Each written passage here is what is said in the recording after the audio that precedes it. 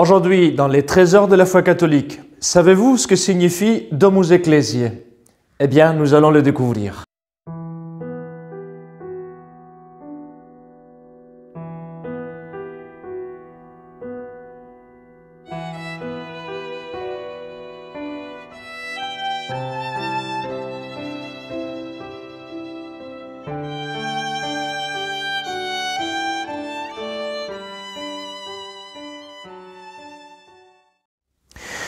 Alors, essayons de découvrir donc ce que signifie Domus Ecclesiae.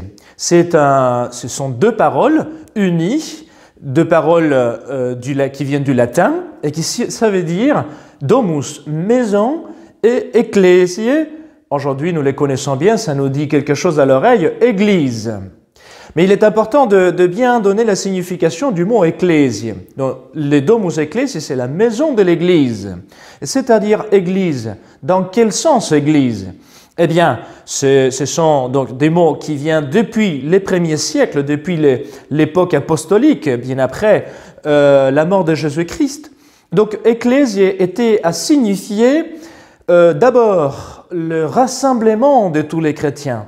En fait, Église, la première signification, c'est assembler. Donc les chrétiens qui se réunissent. Et puis après, deuxièmement, ça signifie aussi le lieu de réunion, c'est-à-dire les lieux où les chrétiens vont célébrer les mystères de la foi. Notamment le mystère le plus important qui est la célébration eucharistique. C'est pour ça que même pour nous, aujourd'hui, ça signifie donc Église. Et quand on parle d'Église, on ne dit pas seulement les lieux liturgiques, enfin le bâtiment liturgique où nous célébrons les mystères de la foi, mais également toute l'assemblée qui se rencontre pour célébrer les mystères de la foi. Et voilà donc, Domus Ecclesiae, c'était la maison des chrétiens qui se rencontraient pour célébrer les mystères de la foi. Eh bien, d'où vient alors cette idée de Domus Ecclesiae? Domus Ecclesiae était donc les premières constructions, pour ainsi dire, des églises comme nous les voyons aujourd'hui, des basiliques. Eh bien, à une époque, tout juste après la mort de Jésus-Christ, surtout les premières années de persécution romaine, dont les premiers chrétiens devaient en quelque sorte se cacher et ils ne pouvaient pas forcément construire des gros bâtiments. Et donc il n'y avait pas encore cette idée très développée d'une basilique chrétienne. Alors les chrétiens se réunissaient dans des maisons privées, justement pour célébrer le mystère de la foi, pour se rencontrer, pour se nourrir avec l'enseignement de la parole de Dieu, comme disent les apôtres, dans les actes des apôtres. L'enseignement de la parole de Dieu est la fractio panis, la fraction du pain. C'est-à-dire deux maisons privées. Normalement, dans ces maisons privées, il y en avait trois parties dans la maison.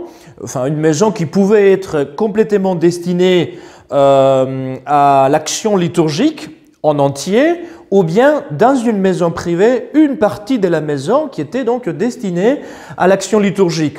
Il y a eu des maisons qui étaient complètement destinées à l'action liturgique et dont il y avait trois parties.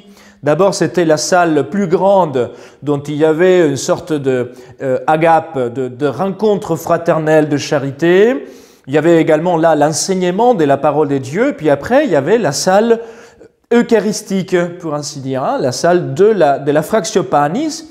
Et on a trouvé aussi des maisons privées de Domus Ecclesiae dont il y avait également le baptistère. Parce que, au 1er siècle, donc, il y avait tout cet enseignement de la parole de Dieu qui aboutissait au baptême. Donc, le baptême, c'était pas seulement le commencement, bien entendu, mais pour les premiers temps de l'Église, c'était aussi la première étape et la plus importante, c'est-à-dire rentrer dans l'Église par le baptême.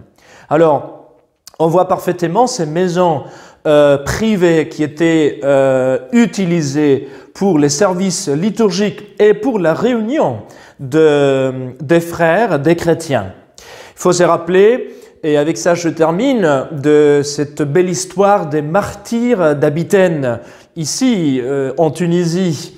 C'est l'année 303, la dernière persécution. Eh bien, jusqu'à ce moment-là, il n'y a pas encore la construction des églises. Il faut savoir que les églises commencent à être bâties en tant que basiliques ou des chapelles avec une abside, la nef centrale, l'autel, tout ça, à partir de la paix du Constantin, c'est-à-dire 312-313. À partir de ces moments-là, il commence à voir les constructions. Mais donc avant, il y a ces maisons privées. Or, à Abitène, ici toujours, il y a donc cette communauté d'Abitène, des chrétiens d'Abitène, qui s'est rencontrée dans la maison du prêtre. À l'occasion, le prêtre avait aussi une famille. Donc il s'est rencontré dans la maison du prêtre pour célébrer le culte liturgique, surtout le jour du Seigneur, les Dominus le dimanche, et puis partager aussi, échanger sur la parole de Dieu. Et c'est à ce moment de la persécution, en 303, la dernière persécution de Dioclétien, à ce moment-là, il y a une interdiction totale de célébrer l'Eucharistie, donc de se rassembler, voilà, une interdiction de faire église. Un petit peu ce qui nous vient aujourd'hui par des motifs différents, mais ce qui se passe aujourd'hui à cause du coronavirus, il est interdit de faire église, de nous rassembler pour la célébration de la liturgie. Et en plus, à cette époque-là, il y avait aussi l'obligation de livrer les textes sacrés, afin qu'ils soient brûlés et que donc ces cultes, cette nouvelle religion puisse finalement disparaître.